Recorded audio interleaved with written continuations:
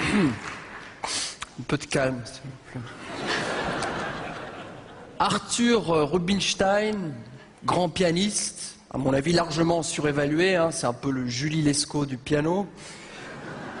Tout le monde voit Julie Lescaut, hein, d'Eric avec des règles.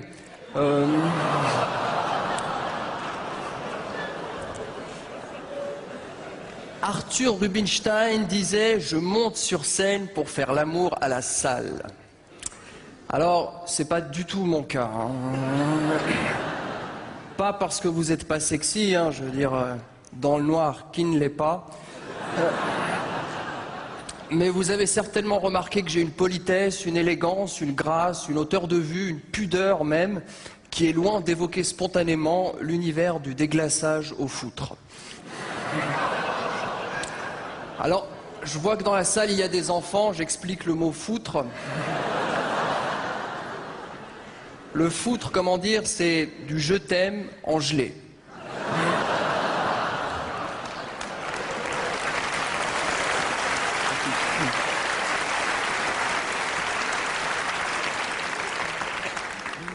Faire applaudir ça, non mais... Alors, non, je suis quelqu'un d'assez réaliste, je regarde les choses de façon clinique. D'ailleurs, je ne me fais aucune illusion sur ce que vous attendez de moi, là, maintenant, tout de suite. Vous voulez que je vous fasse rire. Vous avez vu ma gueule?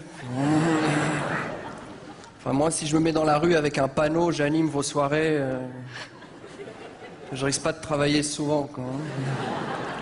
Mais c'est un avantage, quand on me demande ce que je fais, que je dis que je suis humoriste, on me dit jamais « fais-nous un sketch ». On me dit toujours « ah, humoriste » et ça marche. À quoi je réponds avec mon inimitable sens de la répartie « est-ce que j'ai l'air d'être en fauteuil roulant ?»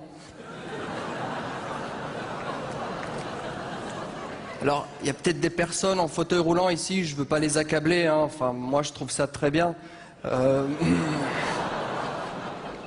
Non mais elles, au moins, dans un stade, elles ne seront jamais soumises à la dictature de la hola.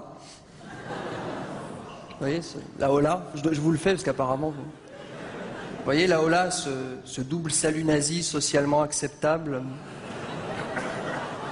Mais bon, c'est difficile de parler ça ici, hein. La Suisse n'a pas connu la guerre. Hein. Enfin, je pense que vous, la seule guerre que vous ayez connue, c'est Interville. Hein.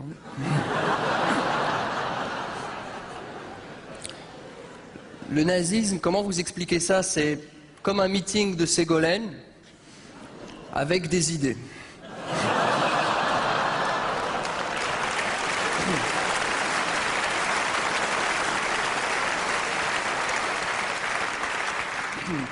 Ah ouais, je vois vraiment que vous êtes venus rigoler. Hein. C'est-à-dire que vous attendez de moi que je déclenche chez vous cette espèce de reflux gastro-œsophagien festif, cette exhibition bucco-plombaire, cette trépidation rhinopharyngée, enfin, ce mélange sordide entre une gastro-entérite et une crise d'épilepsie qui vous emmèneront dans un monde merveilleux tout en gardant par miracle fermé votre clapet fécal. Et moi, je veux vraiment pas juger, hein. Je trouve ça très très bien de venir rire. Enfin, vous au moins, vous avez le courage d'avouer que vous êtes incapable de pratiquer ça de façon autonome. Je peux vous donner un truc, moi je connais une très bonne blague, si vous voulez vous la raconter quand vous êtes avec des gens. C'est tout le monde pourra s'identifier, ne vous inquiétez pas. Hein. C'est l'histoire d'une flamme cuche qui lit le journal comme ça sur un banc et tout à coup en face elle voit arriver une pizza. Alors là, la flamme cuche se tourne vers son chien et lui dit t'as vu comme elle est maquillée cette pute? Évidemment, si on comprend pas qu'il y a de la tomate sur la pizza, on peut pas rigoler. Hein. C'est compliqué. Hein. De toute façon, moi à la base, je voulais pas faire ça. Hein. Non, vraiment, je voulais faire prêtre. Quoi. Mais bon, comme je suis trop timide pour aborder les enfants.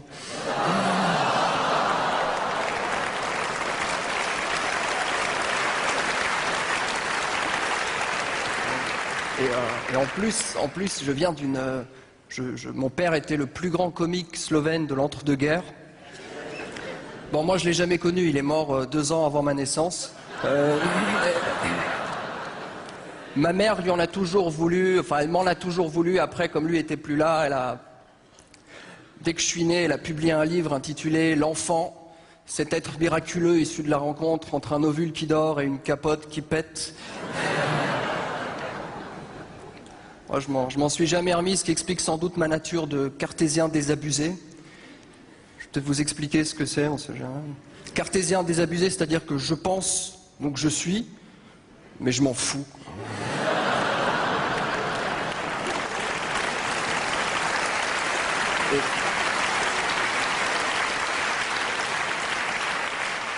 Et je souffre terriblement d'une maladie orpheline pour laquelle il n'existe nul téléthon ou chose de ce genre-là. En fait, je suis un insomniaque pervers. C'est-à-dire que la nuit, je rêve que j'arrive pas à dormir.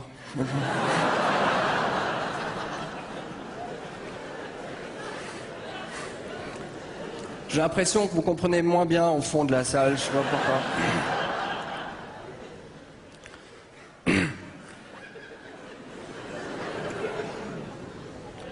Bon, enfin, généralement, le moment où l'humoriste n'a plus rien à dire, ce qui est mon cas là maintenant, il commence à parler de ses contingences affectives. Alors moi, j'ai aucun problème avec les femmes. Hein. Enfin, j'ai toujours eu l'intelligence de les considérer comme des objets.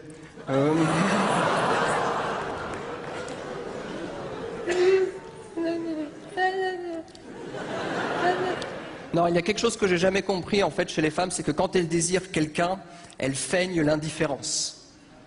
Enfin, je parle des jolies femmes.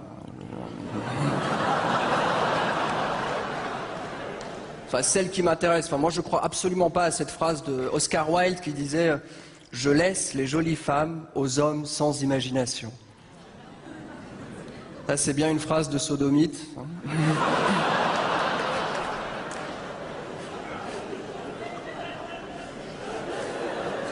Non, franchement... Non, mais c'est vrai que j'ai jamais compris ça. Quand elle désire, elle feigne l'indifférence. Et moi, ça me met vraiment dans une situation d'insécurité. Enfin, vous en rendez pas compte, mais aux heures de pointe dans le métro à Paris, le nombre de salopes. Bon, assez parlé d'amour.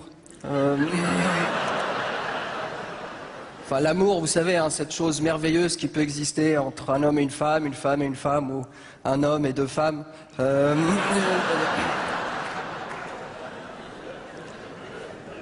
Mais c'est vrai, peut-être que... Enfin, dans le fond, je crois que je suis trop romantique. Et puis je suis aussi, je dois vous avouer, je suis quelqu'un d'assez passif. Enfin, dans le fond, vraiment. Enfin... Et d'ailleurs, ça manque terriblement de gens passifs aujourd'hui. Enfin... De toute façon, quand on pense que 90% des femmes sont clitoridiennes, à quoi bon s'acharner à bander?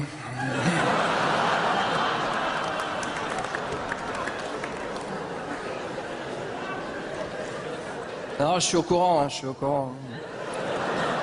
Je sais qu'on ne dirait pas comme ça, mais j'en ai dessalé de la morue.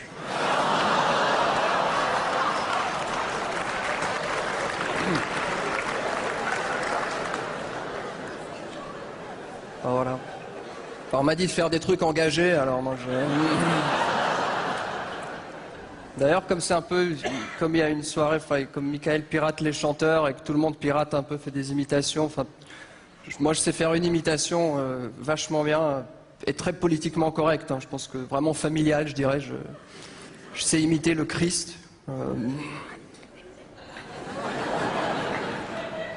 Aïe! Voilà. D'ailleurs, je me disais, je me faisais cette réflexion hier, je pense que le christianisme a probablement été inventé parce que techniquement, ça doit être très compliqué de crucifier quelqu'un sur une étoile de David. Sur ces belles paroles, moi je crois que je vais y aller. Hein. Gaspard Proust!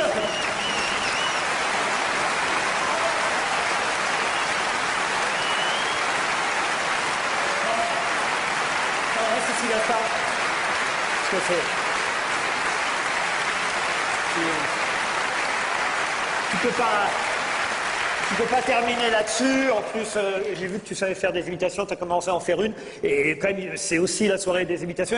Et le public suisse me réclame des imitations politiques. Comme c'est pas le truc de Michael qui ne fait que des chanteurs, lui, il fait pas du tout de politique. Toi, tu peux peut-être faire une petite imitation politique, je sais pas, Sarko, par exemple, Sarkozy.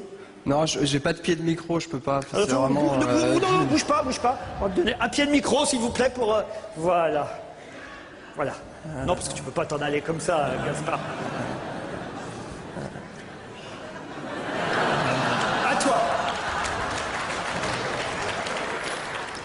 Ouais, je vois qu'il était déjà là ce soir. Enfin, bon, je veux dire. Bon, surtout moi, Sarko, je m'en fous. Hein. Enfin, en tant que Suisse, moi, je suis assez content de l'élection de Nicolas. Enfin, pour une fois que les Français ont élu un mec qui est à leur image.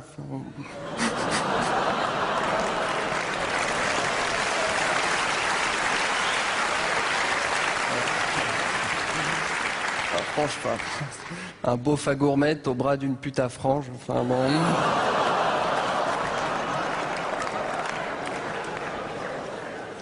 Alors, pareil qu'il faut bouger les épaules, je sais pas. Machin.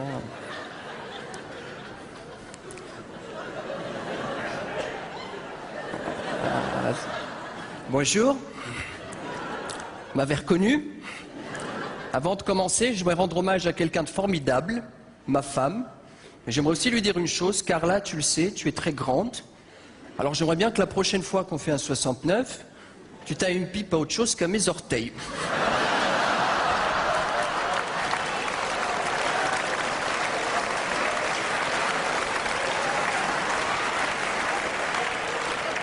Je vois que tout le monde visualise.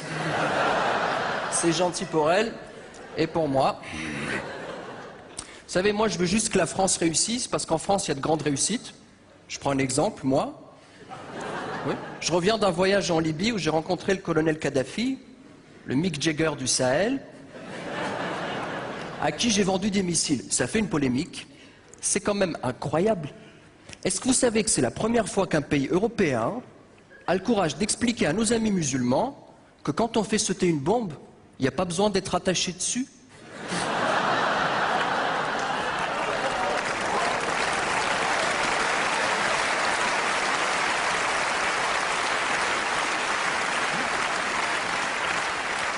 C'est un remarquable transfert de technologie. Vous savez, moi, on m'a rien donné. Même Carla, je l'ai eu d'occasion. Moi, en fait, qu'est-ce que je veux? Moi, je veux que la France fasse sienne cette très belle devise, cette très belle citation d'un grand philosophe, Renaud Velsatis, qui a dit « Seigneur, donnez-moi le courage d'aller toujours plus loin que ce que me dit mon GPS ».